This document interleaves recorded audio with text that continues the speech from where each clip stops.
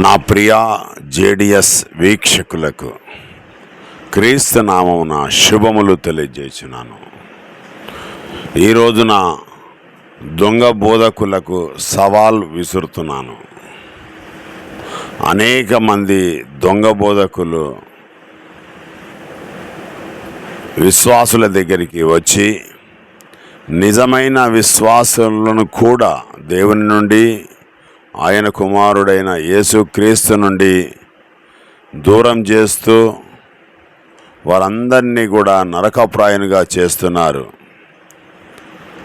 వారు గొర్రె తోలు కప్పుకున్న తోడేళ్ళ లాంటి వారు.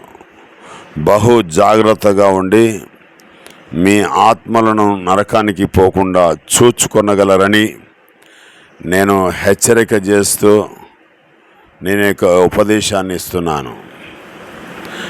మోషే మాట్లాడుతున్నాడు కదా, నా వంటి ఒక ప్రవక్తను మీ సహోదరుల నుండి దేవుడు మీ కొరకు పుట్టిస్తాడు అన్నాడు మోషే.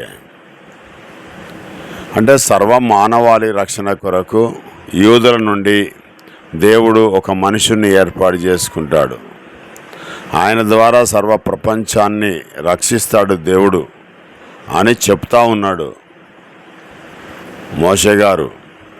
ఆ ప్రవచనము యేసుక్రీస్తులో నెరవేరింది. ప్రియమైన దేవుని బిడ్డలారా, యేసుక్రీస్తు మాటలు వింటే నిత్య జీవం ఉంటుంది.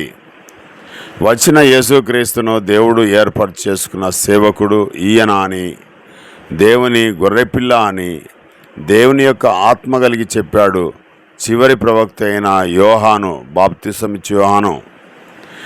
ఏ ప్రవక్త అయినా యూదుల నుండి రావాలి. ప్రియమైన దేవుని బిడ్డలారా, వేరే జాతుల నుండి రావాల్సిన అవసరత లేదు.